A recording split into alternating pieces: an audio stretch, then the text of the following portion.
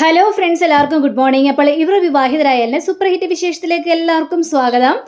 അങ്ങനെ നമ്മുടെ അജയുടെ വീട്ടിൽ ഫോട്ടോ എടുക്കലും ചടങ്ങുകളൊക്കെ നടക്കുകയാണ്. അപ്പോൾ ഫോട്ടോ എടുക്കുമ്പോൾ അജയുടെ മുഖത്ത് വലിയ സന്തോഷമൊന്നുമില്ല, പക്ഷെ ബാക്കി എല്ലാവരും സന്തോഷത്തിലാണ്. അപ്പോൾ ക്യാമറമാൻ ചോദിക്കുകയാണ്, എന്താ ഇത് പെണ്ണിൻ്റെ മുഖത്ത് സന്തോഷമുണ്ടല്ലോ, ചെറുക്കൻ്റെ മുഖത്ത് ചിരി പോലും ഇല്ലല്ലോ, ഇതെന്താ ഇങ്ങനെയെന്നൊക്കെ ചോദിക്കുകയാണ്. അപ്പോൾ അജയ് ഇത് കേട്ട് കഴിഞ്ഞപ്പോഴേക്കും അജയ് പിന്നീട് അവിടെ നിൽക്കാനായിട്ട് തയ്യാറായില്ല, അവിടെ നിന്ന് പോവുകയും ചെയ്യണം. പക്ഷെ അഞ്ജനയ്ക്ക് അത് വല്ലാത്തൊരു സങ്കടം തോന്നുകയാണ്. അപ്പം മുത്തശ്ശി പറയണ, ആരടാ ക്യാമറമാൻ? ഓ, നീ ആയിരുന്നല്ലേ, മനസ്സിലായി, നീ അല്ലേ ഇങ്ങനെയൊക്കെ പറയുള്ളൂ, എനിക്കറിയാം, നീയേ ചുമ്മാ അതൊന്നും പറയാതെ ചുമ്മാ ഫോട്ടോ എടുക്കാൻ നോക്കിക്കണ്ടേ. അങ്ങനെ ആ ഫോട്ടോ എടുക്കുന്ന ചടങ്ങിലൊക്കെ കഴിഞ്ഞ് കഴിഞ്ഞപ്പോഴേക്കും എങ്ങനെ വേണം ഫംഗ്ഷൻ എന്നൊക്കെ ചിന്തിച്ചുകൊണ്ടിരിക്കുകയാണ്. അപ്പോൾ നമ്മുടെ ഈ സത്യം വന്നിട്ട് പറയുകയാണ്, അതെ മാനേജ്മെൻറ്റിൻ്റെ കാര്യങ്ങളെല്ലാം ഞാൻ ഏർപ്പാടെടുത്തിട്ടുണ്ട്, അയാൾ വന്നിട്ടുണ്ടെന്ന് അമ്മേ എന്ന് പറഞ്ഞു കഴിഞ്ഞപ്പോഴേക്കും അമ്മ അയാളുടെ കാര്യങ്ങളെല്ലാം തിരക്കുകയാണ്. അത് ഞങ്ങൾക്ക് സെലിബ്രിറ്റികൾ വേണം, അതേപോലെ തന്നെ കുറേ വിഭവങ്ങൾ വേണം, നല്ല ഗംഭീരമായിരിക്കണം, ഇതിനെല്ലാം കൂടി എത്ര ചിലവ് വരും എന്നൊക്കെ ചോദിച്ചപ്പോഴേക്കും അത് പിന്നെ മാഡത്തിന് ഞാൻ കുറേ ഡിസ്പ്ലേകളൊക്കെ കാണിച്ചു തരാം, അതിനനുസരിച്ച് നിങ്ങൾക്ക് ഇതിൽ ഏതാണ് വേണ്ടത് അത് പറഞ്ഞാൽ മതി, കുറേ കോംബോകളാണ്, അപ്പോൾ അതിനനുസരിച്ച് നമുക്ക് അറേഞ്ച് ചെയ്യാം, അതിനനുസരിച്ച് നിങ്ങളുടെ എമൗണ്ടും പറയാം, വലിയ എമൗണ്ടൊന്നും വരില്ല, നിങ്ങളുടെ രീതിയിൽ തന്നെ ഞങ്ങൾ ചിലവ് ചുരുക്കി തരാം എന്നൊക്കെ ഇങ്ങനെ ഡിമാൻഡുകളെല്ലാം പറയുകയാണ്. അത് കഴിഞ്ഞപ്പോൾ മുത്തശ്ശിക്ക് ഭയങ്കര ഒരു സന്തോഷം തോന്നുക. അങ്ങനെ ആ ഒരു കാര്യങ്ങളെല്ലാം അവിടെ പറഞ്ഞുറപ്പിക്കുകയും ചെയ്യുകയാണ്. പിന്നീട് കാണിക്കുന്നത് നമ്മുടെ ഭൂമിയെയും അതേപോലെ തന്നെ ആ വക്കീലിനെയാണ്. അപ്പോൾ വക്കീലിനോട് ഭൂമി ചോദിക്കണം, എന്താണ് സാറേ, സാറ് കുറേ നേരം ആയല്ലോ ഇവിടെ വന്നിങ്ങനെ നിൽക്കുന്നു, ഒന്നും മിണ്ടുന്നുമില്ല, തലയും കുഴിച്ച് നോക്കി നിൽക്കുന്നത്, സൈലൻറ്റ് വാലിയാണോ എന്ന് ചോദിച്ചപ്പോഴേക്കും സൈലൻറ്റ് വാലിയൊന്നും അല്ല. അതല്ലെന്ന് എനിക്കറിയാം, എന്തെല്ലാമെന്നറിയാം, അല്ല എന്താണ് ഏതാണെന്ന് എനിക്കറിയില്ല എന്ന് പറഞ്ഞാണ്. ഇതെന്തൊക്കെയാ ഭൂമി പറയുന്നത്? അല്ല സാറിങ്ങനെ വന്നിട്ടിങ്ങനെ എൻ്റെ മുന്നിൽ തലയും കുനിച്ച് നോക്കി നിൽക്കുന്നു, പിന്നെ ഞാൻ എന്താണ് സാറേ ഇതിനുള്ള മറുപടി പറയേണ്ടത് എന്നൊക്കെ ഇങ്ങനെ ചോദിക്കുകയാണ്. അത് പിന്നെ അല്ല എന്താ സാറേ, എന്തെങ്കിലും പ്രപ്പോസൽ ചെയ്യാൻ വേണ്ടിയാണോ എന്നെ ഈ ഒരു സ്ഥലത്ത് വിളിച്ച് വരുത്തിയത്? അയ്യോ, പ്രപ്പോസലോ? ഞാനോ? അത് ശരി, ആ ഒരു വഴിയിലൂടെ ഞാനിതുവരെയും പോയിട്ടില്ല, ഞാൻ ആരെയും പ്രപ്പോസ് ചെയ്തിട്ടുമില്ല, എന്നെ ആരും ഇങ്ങോട്ട് ചെയ്തിട്ടുമില്ല. ഇത് കേട്ട് കഴിഞ്ഞപ്പോഴേക്കും ഓഹോ, അത് ശരി, അപ്പോൾ സാറ് നേർവഴിക്ക് പോകുന്ന ഒരാളാണല്ലേ? അതെ, ഞാൻ നേർവഴിക്ക് പോകുന്ന ആൾ തന്നെയാണ്. അതാണ് ഒന്നും സംഭവിക്കാത്ത, അത് സ്വാഭാവികം. സാറ് വിളിച്ച കാര്യം എന്താണെന്ന് പറ സാറേ. അത് ഭൂമി, ഞാൻ അമ്മയുടെ കാര്യം പറയാൻ വേണ്ടി വിളിച്ചതാണ്. അമ്മയുടെ കാര്യമോ? എന്താ സാറേ? അത് പിന്നെ അറിയാലോ, അമ്മയുടെ കേസ് വാദിക്കണം, അമ്മ കുറ്റക്കാരിയല്ല എന്ന് തെളിയിക്കണം, അതിനൊക്കെ ഒരുപാട് ചിലവുകളുണ്ട്. ഈ വക്കീലെന്നൊക്കെ പറഞ്ഞു കഴിഞ്ഞാൽ ഭയങ്കര ഫ്രോഡുകളും കാര്യങ്ങളൊക്കെയാണ്. ലക്ഷങ്ങളായിരിക്കും ചോദിക്കാനായിട്ട് പോകുന്നത്, 30-40 ലക്ഷം രൂപ, അങ്ങനെ ഒരുപാടുകൾ ചോദിക്കും. എന്തായാലും എനിക്ക് എൻ്റെ അമ്മയെ രക്ഷപ്പെടുത്തിയല്ലേ സാറേ മതിയാവുള്ളൂ. ഞാൻ സാറോട് ഒരു ഐഡിയ പറയട്ടെ, എനിക്ക് എൻ്റെ അമ്മയാണ് ജീവൻ, എൻ്റെ അത്ര 30-40 ലക്ഷം ഒന്നും മുടക്കാനായിട്ട് എൻ്റെ പൈസയില്ല, എന്ത് ചെയ്യണമെന്ന് അറിയാൻ പാടാത്തൊരു അവസ്ഥയാണ് ഞാൻ. പക്ഷേ എൻ്റെ മനസ്സിലൊരു ഐഡിയ ഉണ്ട്. എന്ത് ഐഡിയ ഭൂമി? അത് സാറൊരു ആക്സിഡൻറ്റ് നടത്തണം, ഒരു ക്രിയേറ്റ് ചെയ്താൽ മതി. അതിൽ ഞാൻ ആക്സിഡൻ്റായിട്ട് മരിക്കേ എന്ത് വേണമെങ്കിലും ചെയ്തോട്ടെ, ഞാൻ മരിച്ചാലും കുഴപ്പമില്ല, എനിക്ക് ആക്സിഡൻ്റ് ആകുമ്പോൾ പൈസ കിട്ടുമല്ലോ, ഒത്തിരി പൈസകൾ കിട്ടും. ആ പൈസ മേടിച്ച് എൻ്റെ അമ്മയുടെ കേസ് വാദിക്കണം, എൻ്റെ അമ്മ നിരപരാധിയാണെന്ന് തെളിയിക്കണം സാറേ, എൻ്റെ അമ്മയെ പുറത്തിറക്കണം. ഭൂമി, എന്തൊക്കെയാണ് ഭൂമി പറയുന്നത് എന്ന് ചോദിക്കുകയാണ്. ഇതല്ലാതെ വേറെ ഒരു നിവൃത്തിയും എൻ്റെ കൺമുന്നിൽ കാണാനില്ല, എൻ്റെ അമ്മയെ രക്ഷിക്കണം എന്നുള്ളൊരു ചിന്ത മാത്രമേ എൻ്റെ മനസ്സിലുള്ളൂ, അതുകൊണ്ട് ഈ ഒരു ഇതല്ലാതെ എനിക്കറിയില്ല എന്നൊക്കെ പറഞ്ഞപ്പോഴേക്കും അങ്ങനെയാണെങ്കിൽ ഞാനൊരു ഐഡിയ പറയാം. ഐഡിയോ? സാറിൻ്റെ മനസ്സിൽ ഐഡിയ ഒക്കെ ഉണ്ടോ? പിന്നല്ലാതെ എൻ്റെ മനസ്സിലൊരു ഐഡിയ ഉണ്ട്. അജയ് സാറിൻ്റെ കാര്യം അറിയാമല്ലോ, അജയ് സാറിൻ്റെയും ആ അഞ്ജനയുടെയും നിശ്ചയമൊക്കെ കഴിഞ്ഞു. അതറിയാം, നിശ്ചയം കഴിഞ്ഞല്ലോ. അജയ് സാറിൻ്റെയും അഞ്ജനയുടെയും കല്യാണമൊക്കെ നടക്കാനായിട്ട് പോവുമല്ലേ. പക്ഷേ ആ കല്യാണത്തോട് അവന് വലിയ താല്പര്യമില്ല ഭൂമി. അതെന്താ താല്പര്യം ഇല്ലാത്തത്? അവൻ പറയുന്നത് ഇങ്ങനൊരു പെണ്ണിനെ എനിക്ക് കല്യാണം കഴിക്കേണ്ട ആവശ്യമില്ല, പിന്നെ കല്യാണം വേണ്ട എന്നൊന്നും വീട്ടുകാരോട് പറയാനായിട്ട് പറ്റില്ല. മുത്തശ്ശിക്കത് സങ്കടവും. മുത്തശ്ശി എങ്ങനെയെങ്കിലും അവൻ്റെ കല്യാണം നടത്താനായിട്ടേ നോക്കുകയുള്ളൂ. മുത്തശ്ശിയുടെ മുന്നിലായതുകൊണ്ട് ഒന്നും തുറന്നു പറയാൻ പറ്റാത്തൊരവസ്ഥ.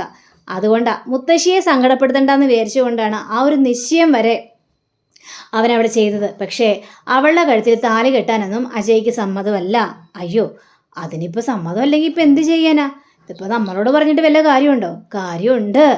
ഭൂമി വിചാരിച്ചു കഴിഞ്ഞാൽ അജയെ ഇതിൽ നിന്ന് രക്ഷിക്കാനായിട്ട് പറ്റും.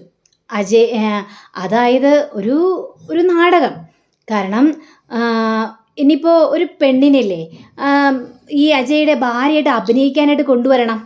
അങ്ങനെ ആയിക്കഴിഞ്ഞാൽ കുഴപ്പമില്ല. അപ്പോൾ ആ ഒരു ഭാര്യയായിട്ട് അഭിനയിക്കാൻ ഭൂമി തയ്യാറാണോ?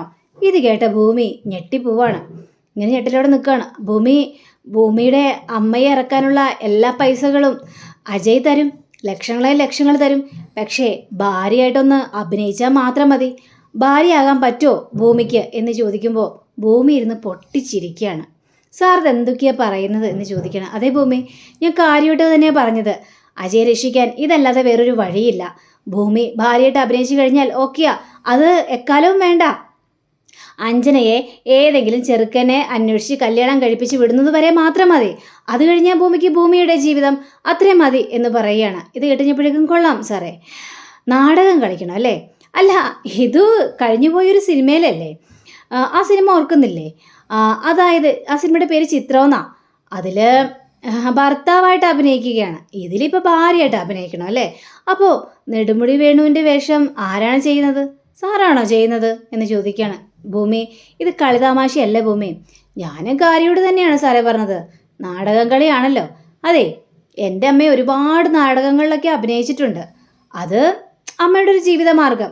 പക്ഷേ എന്ന് വിചാരിച്ച് ഈ ഭൂമിയെ നാടകം കളിക്ക് പ്രതീക്ഷിക്കേണ്ട സാറേ. അത് ഈ ഭൂമിക്ക് താല്പര്യമില്ല. എൻ്റെ അച്ഛൻ മരിച്ചു, എൻ്റെ അച്ഛനെ കൊന്നത് എൻ്റെ അമ്മയാണെന്ന് വരുത്തി തീർത്തു. എൻ്റെ അമ്മയെ എങ്ങനെയെങ്കിലും പുറത്തിറക്കണമെന്നുള്ളൊരു ചിന്ത മാത്രമേ എൻ്റെ മനസ്സിലുള്ളൂ. അത് ഞാൻ പുറത്തിറക്കുകയും ചെയ്യും. അതിന് പൈസക്ക് വേണ്ടി ഞാൻ ഇത്തരത്തിലുള്ള നാടകം കളിക്കൊന്നും തയ്യാറല്ല. സാറ് വേറെ ആളെ നോക്കണം എന്നൊക്കെ പറഞ്ഞുകൊണ്ട് നമ്മുടെ ഭൂമി അവിടെ നിന്ന് പോവാം. ഭൂമി പോയി കഴിഞ്ഞപ്പോഴേക്കും ഈ വക്കീലിനാണെങ്കിൽ ഭയങ്കര നിരാശ തോന്നിയാണ്. ഇനിയിപ്പോൾ എന്ത് ചെയ്യും? നമ്മുടെ അജയ് പറഞ്ഞിട്ടാണല്ലോ ഇങ്ങനൊരു കാര്യം ചെയ്യാനായിട്ട് വക്കീലും തയ്യാറായത്. വല്ലാത്തൊരു സങ്കടത്തിൽ നിൽക്കുകയാണ് നമ്മുടെ വക്കീൽ. അങ്ങനെ പിന്നീട് കാണിക്കുന്നത് ഭൂമി നേരെ വീട്ടിലേക്ക് ചെല്ലുക. വീട്ടിലേക്ക് ചെന്ന് കഴിഞ്ഞപ്പോഴേക്കും ചേച്ചിയാണെങ്കിൽ അവിടെ അടുക്കളയിലും മുഴുവനും ജോലികളെല്ലാം ചെയ്തുകൊണ്ടിരിക്കുമ്പോൾ, ചേച്ചി ഒരു കാര്യം പറയട്ടെ ചേച്ചി. എന്ത് കാര്യം? അതേ, എനിക്കിന്നൊരു കല്യാണാലോചന വന്നു. കല്യാണാലോചനയോ? ആ, കല്യാണാലോചന. ആരുടെ കല്യാണാലോചന എന്ന് കേൾക്കണ്ടേ? വേറെ ആരുടെയല്ല, നമ്മുടെ CI അജയ് സാറിൻ്റെ കല്യാണാലോചനയാണ് എനിക്ക് വന്നത്. സത്യമാണോ ഭൂമി? സത്യമാണോ പറഞ്ഞത്? സത്യമാണ്. പക്ഷേ ഇത് ശരിക്കും ഭാര്യയാവാനല്ല, ഒരു നാടകം കളി. അതായത് അജയ് സാറിൻ്റെ ഒരു മുറപ്പെണ്ണുണ്ടല്ലോ അഞ്ജനയുമായിട്ടുള്ള നിശ്ചയം കഴിഞ്ഞു. പക്ഷേ അഞ്ജനയെ കല്യാണം കഴിക്കാൻ ഈ അജയ് സാർക്ക് തീരെ താല്പര്യമില്ല. അപ്പോൾ എന്ത് ചെയ്യണം? എന്നെ ഇഷ്ടമാണെന്ന് പറയണം, എന്നെ കല്യാണം കഴിക്കണം, അത്രയേ ഉള്ളൂ. അവരുടെ മുന്നിൽ ഒരു വലിയൊരു നാടകം കളി. പിന്നെ ഈ അഞ്ജനയുടെ കല്യാണം കഴിയുന്നത് വരെ ഈ നാടകം കളി നോക്കുള്ളൂ. അതിനുശേഷം എനിക്ക് ഡിവോഴ്സ് ചെയ്യും. ഇത് കേട്ട് കഴിഞ്ഞപ്പോഴേക്കും കൊച്ചേ വേറെ പണിയുണ്ടോ നോക്കട്ടോ, ഇതിലൊന്നും കൂട്ടു നിൽക്കാൻ നിൽക്കരുത്. അല്ല ചേച്ചി, ഇത് നല്ലൊരു ഏർപ്പാടല്ലേ? അങ്ങനെ കുറേ പൈസയും കയ്യിൽ കിട്ടുമല്ലോ. വേണ്ട അങ്ങനത്തെ ഉള്ള ഏർപ്പാടൊന്നും ഒരു ഏർപ്പാടും വേണ്ട. പക്ഷേ അമ്മയെ പുറത്തിറക്കാനുള്ള എല്ലാ പൈസയും അജയ് സാറ് തരാമെന്നാണ് പറഞ്ഞിരിക്കുന്നത്. ആണോ മോളെ? അങ്ങനെയാണെങ്കിൽ ഒരു കൈ നോക്കാം അല്ലേ ചേച്ചി? അങ്ങനെയാണെങ്കിൽ ഒരു കൈ നോക്കാം മോളെ. പക്ഷേ നോക്കുന്നില്ല, അങ്ങനെ ഒരു കൈ നോക്കുന്നില്ലെന്നേ.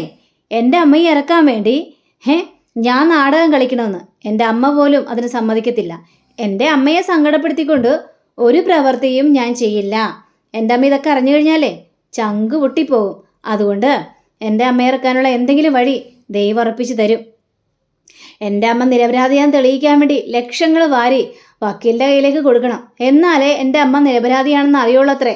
പക്ഷേ ഭൂമി ആരുടെയും കീഴിൽ ഇതാകാൻ പോകുന്നില്ല എന്നും പറഞ്ഞുകൊണ്ട് അവിടെ ഇങ്ങനെ പറയണം. ചേച്ചി ഇതെല്ലാം പോയിക്കുക, പാത്രങ്ങളെല്ലാം ഞാൻ കഴുകി വെച്ചോളാം എന്ന് പറയണം. ശരി മോളെ, എങ്കിൽ പിന്നെ ഞാൻ ഇറങ്ങട്ടെ എന്ന് പറയാണ്. അങ്ങനെ പറഞ്ഞു കഴിഞ്ഞപ്പോഴേക്കും ശരി ചേച്ചി പോയിക്കോ. അങ്ങനെ നമ്മുടെ ഭൂമിയാണെങ്കിൽ എനിക്ക് എൻ്റെ അച്ഛനെ നഷ്ടപ്പെട്ടതിൽ വളരെയേറെ ദുഃഖമുണ്ട്. പക്ഷെ അതിനേക്കാൾ ദുഃഖമാണ് എൻ്റെ അമ്മയ്ക്ക്. 10-25 വർഷക്കാലം എൻ്റെ അച്ഛൻ്റെ പിന്നാലെ നടന്ന് അച്ചുവേട്ട എന്ന് വിളിച്ചുകൊണ്ട് നടന്ന ആളാണ് എൻ്റെ അമ്മ. അമ്മ എൻ്റെ അച്ഛനെ കൊന്നുവന്ന് ഇപ്പം ആ ഒരു വിളിയില്ല, പറച്ചിലില്ല, വീടാകെ ശൂന്യമായൊരു അവസ്ഥയിലല്ലേ ചേച്ചി? ആ അവസ്ഥകളെല്ലാം മാറ്റണം. എൻ്റെ അമ്മയെ എനിക്ക് ഈ വീട്ടിലേക്ക് തന്നെ തിരിച്ചു കൊണ്ടുവരണം എന്നും നമ്മുടെ ഭൂമി പറയുക. അങ്ങനെ പിന്നീട് കാണിക്കുന്നത് നമ്മുടെ അഞ്ജനയാണ്. അപ്പം അഞ്ജന ആകെ ദുഃഖത്തിലാണ്. അഞ്ജന അങ്ങനെ ദുഃഖത്തിൽ നിൽക്കുമ്പോൾ ഭവാനി വരികയാണ്. ഭവാനി ചോദിക്കണം, എന്താടി നിനക്ക് എന്ത് പറ്റിയെന്ന് ചോദിച്ചപ്പോഴേക്കും അമ്മേ അവൻ എന്നോട് ഒരു താല്പര്യമില്ല അജയ്ക്ക്. എൻ്റെ മുഖത്ത് പോലും നോക്കുന്നില്ല. ഞാൻ ഒന്ന് ചിരിച്ച് കാണിച്ചാൽ പോലും ചിരിക്കുന്നുമില്ല. എന്തിനാ അമ്മ ഇങ്ങനെ ഒരു ഇതൊക്കെ വേണോ എന്ന് ചോദിക്കുകയാണ്. അപ്പോൾ ഭവാനിയാണെങ്കിൽ അതിനെന്താ കുഴപ്പം? നിങ്ങൾ തമ്മിൽ കല്യാണം കഴിക്കാൻ പോകുന്നവരല്ലേ, കല്യാണം കഴിച്ചുകൊണ്ട് എന്താ പ്രയോജനം? അവൻ എന്നെ അവഗണിച്ചിട്ട് നടക്കുകയാണ്. എന്നെ കല്യാണം കഴിക്കാനായിട്ട് ഒരു താല്പര്യമില്ല അവൻ കാണിക്കുന്നുമില്ല. ഞങ്ങൾ രണ്ടുപേരും കല്യാണം കഴിച്ച് കഴിഞ്ഞാൽ ഈ രീതിയിലല്ലേ മുന്നോട്ട് പോകുള്ളൂ, സന്തോഷകരമായൊരു ജീവിതം ഉണ്ടാവും അമ്മ എന്നൊക്കെ ചോദിച്ചപ്പോഴേക്കും അതൊക്കെ എന്തിനാടി? നമ്മുടെ മനസ്സിലിപ്പോൾ ഒരു ലക്ഷ്യമുള്ളൂ, നിങ്ങൾ രണ്ടുപേരുടെയും തമ്മിലുള്ള കല്യാണം കഴിയുക, അതിനുശേഷം സ്വത്തുക്കളെല്ലാം പിടിച്ചെടുക്കുക. പിന്നെ എന്താ വേണ്ടതെന്ന് നമുക്കറിയാലോ. പിന്നെ ഈ കുടുംബം നമ്മൾ പിടിച്ചെടുക്കും, എല്ലാവരെയും വരച്ച വരയിൽ നിർത്തിക്കും. പിന്നെ നിന്നെ കല്യാണം കഴിക്കുമ്പോൾ ആ ഒരു നിരസമൊക്കെ ആദ്യം കാണിക്കും, പിന്നീട് അതില്ലാതാകും മോളെ. ഞാൻ പറയുന്ന കാര്യങ്ങളൊക്കെ മോൾക്ക് മനസ്സിലാവുന്നുണ്ടല്ലോ. അജയുടെയും നിൻ്റെയും കല്യാണം എത്രയും പെട്ടെന്ന് കഴിയാനായിട്ട് നോക്കട്ടെ, ബാക്കിയുള്ള കാര്യങ്ങളെല്ലാം പിന്നെ. അങ്ങനെയും പറഞ്ഞുകൊണ്ട് ഭവാനി പോവുകയാണ്. അപ്പോൾ ഭവാനിയുടെ ആ ഒരു പറച്ചിൽ കേട്ട് കഴിഞ്ഞപ്പോഴേക്കും അത് നല്ല കാര്യമാണെന്ന് നമ്മുടെ അഞ്ജനയ്ക്ക് മനസ്സിലാക്കുകയാണ്. അങ്ങനെ പിന്നീട് കാണിക്കുന്നത് നമ്മുടെ അജയുടെ അച്ഛനും അമ്മയാണ്. അപ്പോൾ അമ്മ പറയുന്നുണ്ട്, ഇതെന്താ ഇത്, എൻ്റെ മോൻ്റെ മുഖത്ത് ഒരു സന്തോഷവും, ഈ കല്യാണത്തോട് അവന് വലിയ താല്പര്യമൊന്നും ഇല്ല ഏട്ടാ എന്ന് പറഞ്ഞപ്പോഴേക്കും അതെ, താല്പര്യമൊക്കെ ഉണ്ടായിക്കോളും, കല്യാണമൊക്കെ കഴിയട്ടെ, അതിന് ശേഷം. ഇതെന്താ നിങ്ങളുടെ മകനെ മനസ്സിലാക്കാനായിട്ട് നിങ്ങൾക്ക് കഴിയാത്തത്? അമ്മ പറഞ്ഞ ഒരു തീരുമാനമാണ്, ആ തീരുമാനത്തിൽ നിന്ന് അങ്ങോട്ടും ഇങ്ങോട്ടും പോകുന്ന പ്രശ്നമില്ല. അജയുടെയും അഞ്ജനയുടെയും കല്യാണം കഴിയണം, ഈ കുടുംബത്തിൽ വലിയൊരു സന്തോഷം നടക്കാനായിട്ട് പോവുകയാണ്, അത് കെടുത്തി കളയാൻ നിൽക്കരുത്. അജയുടെ കാര്യം നീ വിട്ടേര്, അവനങ്ങനെ പലതും പറയും എന്നും പറഞ്ഞുകൊണ്ട് പോയി കഴിഞ്ഞപ്പോഴേക്കും അമ്മയ്ക്ക് കലി വന്നിട്ട്, എൻ്റെ മോൻ്റെ ദുഃഖം ഇതെന്ന് അറിയാനായിട്ട് ആരും ഇവിടെ സാധിക്കുന്നില്ല, അവർക്ക് അവരുടേതായ സന്തോഷമാണ്, എൻ്റെ മോൻ്റെ മനസ്സിൽ എന്താണെന്ന് പോലും അവർ ചിന്തിക്കുന്ന പോലുമില്ല എന്ന രീതിയിൽ തന്നെ സംസാരിക്കുകയാണ്. അങ്ങനെ പിന്നീട് മുത്തശ്ശിയെ കാണിക്കുകയാണ്. അപ്പോൾ മുത്തശ്ശിയാണെങ്കിൽ എല്ലാവരും വിളിച്ചു വരുത്തിയിട്ട്, അതെ ഇത്രയും കാര്യങ്ങളൊക്കെ നടക്കുന്നുണ്ട്, പക്ഷെ ഒരാളുടെ കാര്യം മാത്രം നിങ്ങളെല്ലാവരും മറന്നുപോയി. അപ്പോൾ അല്ലേ മാധവ എന്ന് ചോദിക്കുകയാണ്. അപ്പോൾ മാധവനാണെങ്കിൽ എന്നൊക്കെ പറയാണ്. എടാ എന്തെങ്കിലും തലയാട്ട്, അല്ലെങ്കിൽ ഇല്ല എന്ന് പറ, ഏതെങ്കിലും ഒന്ന് നടക്കട്ടെ. ഇത് എന്നൊക്കെ പറഞ്ഞു കഴിഞ്ഞാൽ എങ്ങനെയാണ് ശരിയാവുന്നത്? ഇവിടെ നമുക്ക് എല്ലാവർക്കും വേണ്ടപ്പെട്ട ഒരു കുട്ടി തന്നെയാണത്, അവരെ മറന്നുപോയില്ലേ? അതിൻ്റെ കാര്യം അന്വേഷിക്കുന്നുണ്ടോ ആരെങ്കിലും എന്നിങ്ങനെ ചോദിക്കുകയാണ്. അപ്പോൾ ഇങ്ങനെ ഇവർ രണ്ടുപേരും ഇങ്ങനെ സ്തംഭിച്ച് നിൽക്കുകയാണ്. നിങ്ങൾക്കൊക്കെ അവരൊരു ചായക്കടക്കാരി ആയിരിക്കും, പക്ഷെ എനിക്ക് അങ്ങനെയല്ല, എനിക്ക് എൻ്റെ സ്വന്തം കൊച്ചുമോളെ പോലെ തന്നെയാണ് അവൾ. അപ്പോൾ അമ്മ ആരുടെ കാര്യം പറയുന്നു? ഭൂമിയുടെ കാര്യമാണോ? ഇപ്പോഴെങ്കിലും ഓർത്തല്ലോ. അതെ, ഭൂമിയുടെ കാര്യം തന്നെയാ. അവളെ വിളിക്കണ്ടേ കല്യാണത്തിന്? അവളെ വിളിച്ച് ക്ഷണിക്കണ്ടേ? അവൾ ഒറ്റപ്പെട്ടൊരവസ്ഥയിൽ കഴിയല്ലേ, ദുഃഖിച്ച് കഴിയല്ലേ എന്നൊക്കെ പറഞ്ഞുകൊണ്ട് നമ്മുടെ മുത്തശ്ശി നേരെ ഭൂമിയെ വിളിക്കുക. ഭൂമി വിളിച്ച് കഴിഞ്ഞപ്പോഴേക്കും ഭൂമി ഫോൺ എടുക്കുകയാണ്. മുത്തശ്ശി, മോളെ ഞാൻ മുത്തശ്ശിയാ. അറിയാം മുത്തശ്ശി, പറ മുത്തശ്ശി, എന്താ മുത്തശ്ശി, എന്തൊക്കെയുണ്ട് വിശേഷങ്ങളെല്ലാം അവിടെ എന്ന് പറഞ്ഞപ്പോഴേക്കും, മോളെ അറിയാലോ, അഞ്ജനയുടെയും അജയുടെയും കല്യാണമാണ്. മോള് വരണം, നേരത്തെ തന്നെ വരണം. മോളെൻ്റെ സ്വന്തം കൊച്ചുമോളെ പോലെ തന്നെയാണ്, അതുകൊണ്ട് മോളെ ഞങ്ങൾക്ക് മാറ്റി നിർത്താനൊന്നും പറ്റില്ല, എത്രയും പെട്ടെന്ന് വീട്ടിലേക്ക് എത്തണമെന്നും പറയാം. ഇത് കേട്ട നമ്മുടെ ഭൂമി ഒന്നും ഞെട്ടുകയാണ്. അപ്പോൾ അങ്ങനെയും കാണിച്ചുകൊണ്ടാണ് ഇന്നത്തെ റിവ്യൂടെ അവസാനിച്ചിരിക്കുന്നത്. അടുത്ത റിവ്യൂവിനെ കാത്തിരിക്കുക, സബ്സ്ക്രൈബ് ചെയ്യുക. എല്ലാവർക്കും നല്ലൊരു ദിനം ആശംസിക്കുന്നു. നമസ്കാരം. Thank you. See you. Bye by.